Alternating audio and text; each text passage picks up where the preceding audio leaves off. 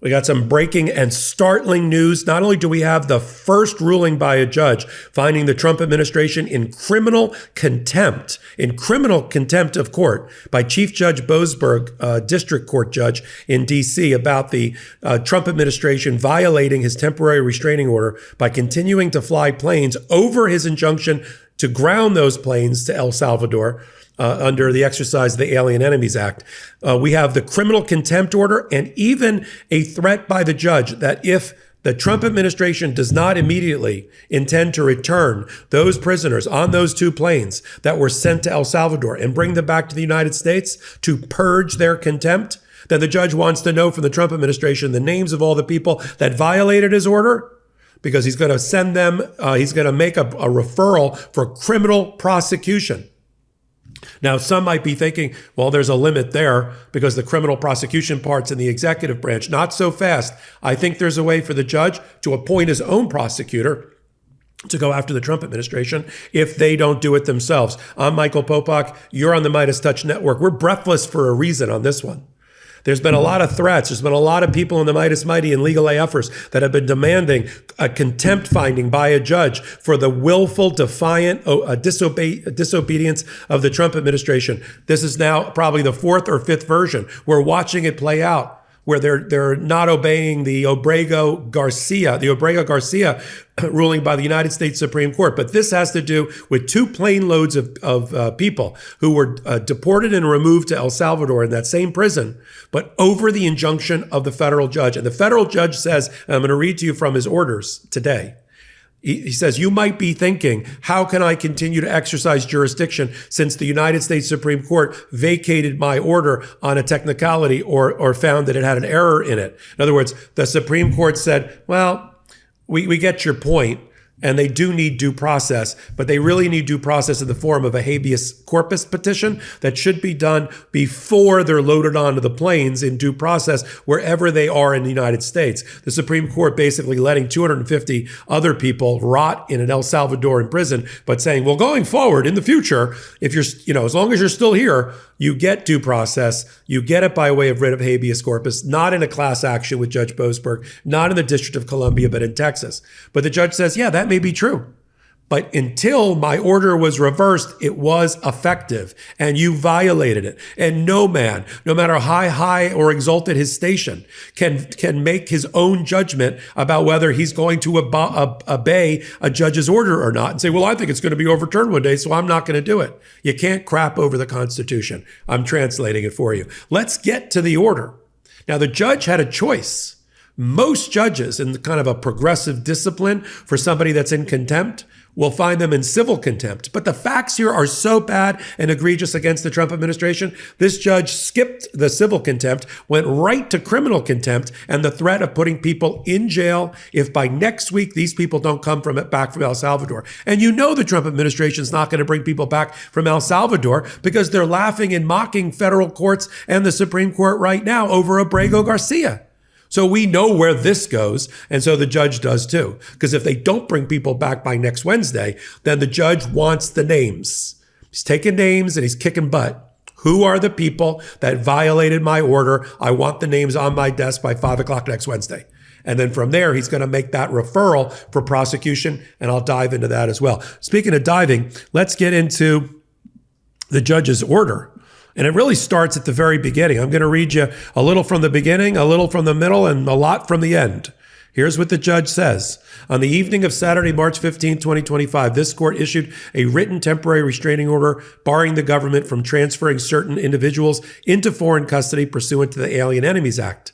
At the time the order issued, those individuals were on planes being flown overseas, having been spirited out of the United States by the government before they can vindicate their due process rights by contesting their removability in federal court. Rather than comply with the court's order, the government continued the hurried removal operation. Early on Sunday morning, hours after the order issued, it transferred 2 plane loads of passengers protected by the TRO, temporary restraining order, into a Salvadoran mega prison.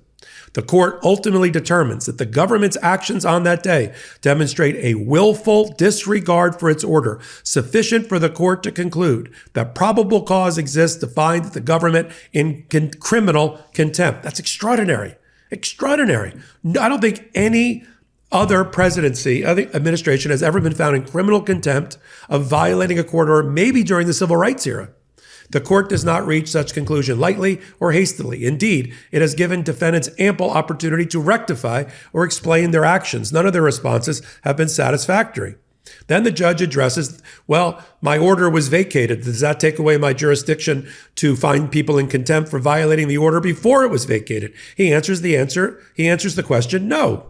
When the world inevitably goes downhill, which, let's be honest, it's not looking great right now.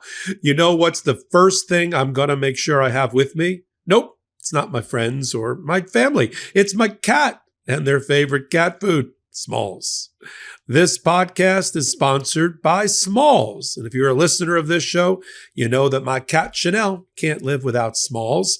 To get 35% off plus an additional 50% off your first order, head to smalls.com and use our promo code LegalAF for a limited time only. Smalls cat food is protein-packed recipes made with preservative-free ingredients you'd find in your fridge, and it's delivered right to your door. That's why Cats.com named Smalls their best overall cat food. My cat prefers Smalls way more than their previous cat food. I legitimately did a taste test, put two bowls side by side, and Chanel immediately went to Smalls. Since making the switch to Smalls, my cat Chanel has had fewer hairballs, more balanced energy, a healthier weight, a softer and shinier fur coat, and a less stinky litter box. Still not a believer in Smalls? Forbes ranks Smalls the best overall cat food, while BuzzFeed said, my cats went completely ballistic for this stuff. I used Smalls as a topper to transition Chanel to Smalls, and the transition went perfectly. And I can tell you that my cat's breath is much better and her fur is much softer ever since I switched to Smalls. Smalls also has a bunch of amazing treats and snacks you can add to your order. After switching to Smalls, 88% of cat owners reported overall health improvements. That's a big deal. Have a particularly picky cat? Smalls has a sampler so your cat can try everything Smalls has to offer. And the team at Smalls is so confident your cat will love their product that you can try it risk-free. That means they will refund you if your cat won't eat their food. What are you waiting for? Give your cat the food they deserve. For a limited time only, because you are a Legal AF listener, you can get 35% off Smalls plus an additional 50% off your first order by using my code LegalAF. That's an additional 50% off when you head to smalls.com and use promo code LegalAF. Again, that's promo code LegalAF for an additional 50% off your first order plus free shipping at smalls.com. That court's later determination. The Supreme Court's later determination, the judge says on page 2, that the temporary restraining order suffered from a legal defect does not excuse the government's violation. Instead, it is a foundational legal precept that every judicial order must be obeyed, no matter how erroneous it may be, until a court reverses it. If a party chooses to disobey an order rather than wait for it to be reversed through the judicial process, such disobedience is punishable as contempt, notwithstanding any later revealed deficiencies in the order. That rule of law answers not just how this compliance inquiry can proceed, but why it must. The rule, the judge continues, reflects a belief that in the fair administration of justice, no man can be the judge in his own case, no matter how exalted his station or righteous his motives. The Constitution does not tolerate willful disobedience of judicial orders, especially by officials of a coordinate branch, co-equal branch, who have a sworn an oath to uphold it. Otherwise, it would be a solemn mockery of the Constitution itself, citing United States versus Peters from the first Chief Justice Marshall in 1809. He then goes off on page 14 and says the following. Defendants provide no convincing reason to avoid the conclusion that appears obvious from the above factual recitation. They deliberately flouted this court's written order and separately its oral command, because he did it at a hearing as well, that explicitly delineated what compliance entailed. They do not dispute that it was hours after the written order issued that they disembarked the class members aboard two planes and transferred them out of U.S. custody. Rather than offer a mea culpa, the judge continues on page 15, and attempt to explain this grave error and detail plans to rectify it, defendants offer various imaginative arguments for why they technically complied. None of their positions withstand scrutiny. So here's his order. Let me unpack it for you here. This is on the last page, on page 46. The court finds probable cause that defendant's actions constitute contempt. We know that's criminal contempt. It has the opportunity to purge that contempt. If they opt to do so, if they opt not to do so, the court will proceed to identify the contemptors, the people who actually did the contempt, and refer the matter for prosecution. Now, here's what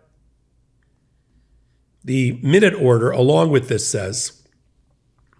Given the finding of probable cause for contempt, the court orders that defendants, if they opt to purge, they do so by April 23rd with a declaration explaining the steps they have taken and will take to do so, to bring those people back. If defendants opt not to purge, then they need to identify those people with knowledge of the court's class-wide temporary restraining order who made the decision not to halt the transfer of the class members out of U.S. custody on March 15th and 16th. Now, what can the judge do after a referral to the prosecutors? Because you know Pam Bondi's not going to continue this case. They're not going to take this case, not going to prosecute people in her own executive branch. Then the judge has a choice. He does have the power, based on my analysis of case law, to appoint his own special prosecutor if the government, found in contempt, will not follow through with it. He can appoint a special prosecutor from the state side or from somebody who'll take the case. I could think of a few attorneys general, maybe like Letitia James, make them a deputized special prosecutor to prosecute those people in contempt. And that's what I would encourage the judge to do. This judge has people in high places. I know that Donald Trump's going to run off to the Supreme Court. Kavanaugh was his roommate in law school. Justice Roberts likes him a lot. He's considered to be one of the most esteemed federal judges on the bench, despite what Donald Trump is saying today about him being a liberal, wacko, activist, criminal, corrupt, and all the rest of it. He's none of those things, and the Supreme Court knows it. And now they're going to have to decide whether they're going to back a federal judge enforcing his powers, having found on the record probable cause that criminal contempt was committed by this administration. And that's going to be for a follow-up here on the MeidasTouch Network and on Legal AF. I'm Michael Popok. Follow me on all things Legal AF, the Legal AF YouTube channel. Hit the subscribe button there. Here on the MeidasTouch Network, hit the subscribe button here and join us for our podcast, Top 10 in the World, Legal AF, Wednesdays and Saturdays at 8 p.m. Eastern Time, right here on the MeidasTouch Network. Until my next reporting, I'm Michael Popok. In collaboration with the MeidasTouch Network, we just launched the Legal AF YouTube channel. Help us build this pro-democracy channel where I'll be curating the top stories, the intersection of law and politics. Go to YouTube now and free subscribe at Legal AF MTN. That's at Legal AF MTN.